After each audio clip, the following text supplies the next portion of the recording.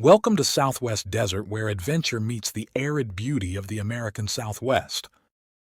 Join us as we explore the rugged landscapes, uncover hidden historical gems, and dive deep into the rich legends and culture of this iconic region. Subscribe now and hit the bell icon so you don't miss out on the latest desert adventures. Please leave a like or comment. This is very helpful. Let's journey together into the heart of the Southwest Desert.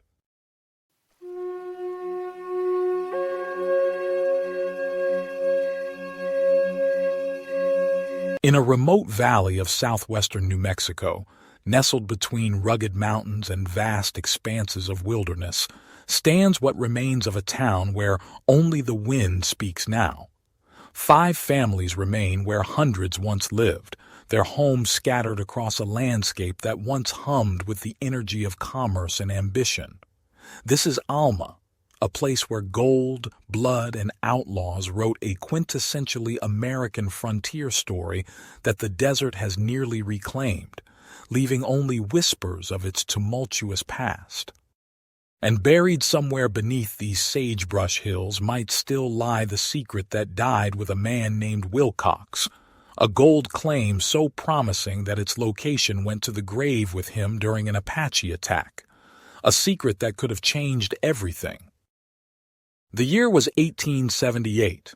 Ulysses S. Grant had just completed his presidency. The wounds of the Civil War were still healing, and the American West remained a frontier of both peril and promise. It was in this era that a small group of determined settlers loaded their possessions into sturdy wagons and set out from Prescott, Arizona territory.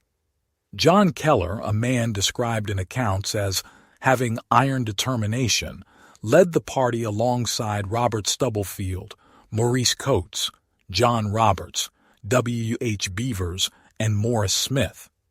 With their families in tow, they traveled for weeks until they reached the verdant expanse that would later be called the Frisco Valley, named for the nearby San Francisco River. These weren't gold seekers, at least not initially. They were ranchers looking for good land to establish a new life. They built cabins, established ranches, and created a community far from civilization. In the beginning, their focus was simple: develop an industrious life of ranching while taking precautions against potential conflicts with the local Apache tribes.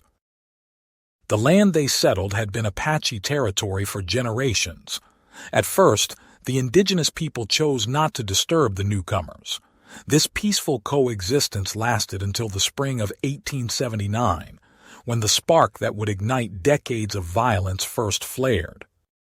In the pale light of dawn, Apache warriors silently descended upon John Keller's ranch, driving off cattle that represented not just wealth, but survival on the frontier. Discovering the theft, a furious Keller refused to accept this loss without response. He gathered 3 other settlers, men who had staked everything on this harsh land, and together they tracked the raiders through rugged terrain, following hoof prints and broken branches into the depths of Whitewater Canyon. There, among the echoing rock walls and scrubby vegetation, they devised a strategy born of frontier cunning, tying a saddled horse to a juniper tree as bait, while they concealed themselves among the rocks with rifles ready. When the Apache warriors emerged from the shadows to claim this apparent prize, the settlers opened fire, the reports of their weapons shattering the canyon's silence. When the echo of gunshots faded, 3 of the 5 Apache men lay dead among the stones. What the settlers couldn't have known was that among the fallen was Toribio, not just any warrior but the beloved son-in-law of the formidable chief Victorio, a man respected and feared throughout the territory. That single death, one moment in a remote canyon, would cast a blood-red shadow over Alma's future, setting in motion a chain of violence that would define the region for years to come. Chief Victorio was not merely another tribal leader. He was a brilliant military strategist who understood the power of coordinated attacks. In April 1880, he launched a devastating revenge campaign, orchestrating simultaneous assaults on multiple settlements: Alma, Cooney, and Pleasanton. The siege of Alma lasted 24 hours, leaving many settlers dead or injured. One of those who died was a man known only as Wilcox in historical records, and here emerges the first golden thread in Alma's tapestry. Just days before his death, Wilcox had discovered a gold claim, potentially a rich one. But when Apache arrows found him, that secret location died with him. A fortune waiting somewhere in these hills, its location lost to time and violence. Life in Alma continued under the constant threat of attack. By 1885, Geronimo's raids had intensified the danger.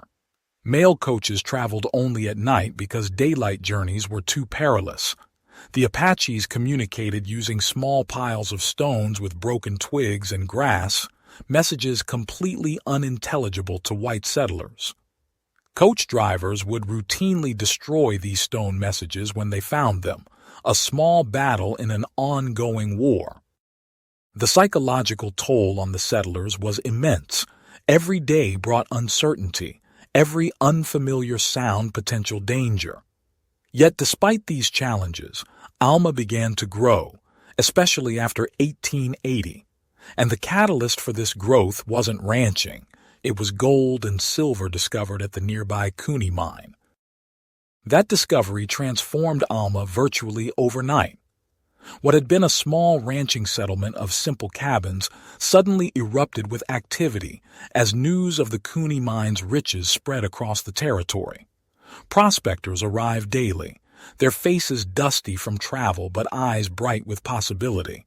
Merchants followed, sensing opportunity in the miners' needs. The town became the central hub, the beating heart of commerce, for surrounding ranches and a growing constellation of mining camps with names now lost to history. By the mid-1880s, Alma had developed into a proper frontier town.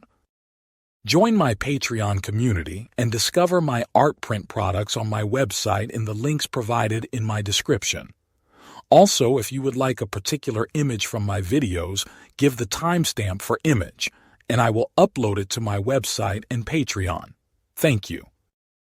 Along the main street stood an impressive array of businesses. 3 saloons where miners could wash away the dust of their labor with whiskey that burned all the way down. 2 general stores stocking everything from mining tools to ladies' bonnets. A 2-story hotel offering clean beds to travelers. A blacksmith whose forge glowed from before dawn until after dusk. A shoemaker crafting and repairing the boots that were essential for the rough terrain. The town had even attracted professional services, a physician tending to injuries and illnesses that were constant companions in mining life, and a justice of the peace maintaining some semblance of order in this rapidly expanding community. The population swelled to 150 people. A number that might seem modest by today's standards, but represented significant growth for an isolated frontier town where each new arrival had to make a deliberate choice to endure the hardships of the region. Alma was becoming a proper community with its own distinct identity, carefully balancing between serving both the mining and ranching economies that sustained it. The W.S. Ranch was a major cattle operation near Alma, and its cowboys would ride into town for Sunday sermons. Afterward, the entire congregation, preacher included, would typically head to the saloon across the street for what they called a thirst quencher. In one memorable incident, the preacher indulged a bit too liberally and passed out completely. The cowboys, in typical frontier humor, bound his hands and feet, placed him in a wagon, and sent him home. His dignity was so shattered that he refused to preach for the cowboys ever again. The W.S. Ranch connection to Alma takes on new significance in the late 1890s when the ranch was managed by Captain William French. Unknown to French, he had hired some notorious employees. A ranch hand calling himself Jim Lowe was actually Butch Cassidy, and William H. McGinnis was really Elza Lay, both members of the infamous Wild Bunch gang. Interestingly, cattle rustling in the area stopped completely after these men started working at the ranch. They weren't just any outlaws. Historical accounts describe the Wild Bunch as good workers during their time at the W.S. Ranch. Captain French eventually discovered Lou's true identity but liked him so much that he offered him the position of foreman, believing Cassidy intended to go straight. Cassidy declined the offer, concerned that the ranch might suffer if discovered to be headquarters for the Wild Bunch. There was an honor among thieves that extended even to protecting those who had unwittingly employed them. But the Wild Bunch connection to Alma doesn't end there. McGinnis, or Elza Lay, eventually was identified as a participant in a train robbery near Folsom, New Mexico. After serving his prison sentence, he returned to Alma around 1904 and lived there for 2 years, staying with Louis and Walter Jones, who had built a large merchandise store in town. McGinnis claimed knowledge of money buried under a juniper tree on the Mexican border. He left town on an expedition and returned exactly 13 days later with $58,000, an enormous sum for that time. What did he do with this fortune? He casually dumped it in a corner of the utility room at the Jones Brothers store, where it remained untouched for several months before he finally took it to Wyoming. Reports indicate that he went straight after that, investing in a cattle ranch. By 1913, Alma had reached its zenith, described in records as a thriving and thrifty community with approximately 400 residents. The gold and silver from nearby mines had created a prosperity that seemed like it might endure indefinitely. But like so many mining towns across the American West, the boom couldn't last. By 1936, the population had dwindled to around 100 people. The post office had already been closed for 5 years. Alma's halcyon days, as they were called, were over. It's a life cycle repeated across the mining West discovery: boom, decline, abandonment. But few places pack as much drama into that cycle as Alma did.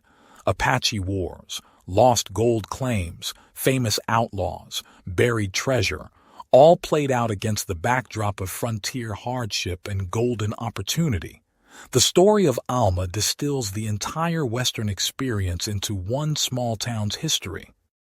Perhaps what's most haunting about places like Alma are not the physical remnants of what was, but the persistent echoes of what might have been. History is shaped as much by chance as by intention, and Alma's story is riddled with pivotal moments where fate could have turned in entirely different directions. Thank you for joining your desert frontiersman Alan for another Southwest Gold story. Check out my large catalog of Southwest videos and playlists on historical tales, legends, lost gold stories, and adult bedtime stories. If you like a certain image from my videos, tell me in comments and give timestamp. Happy trails.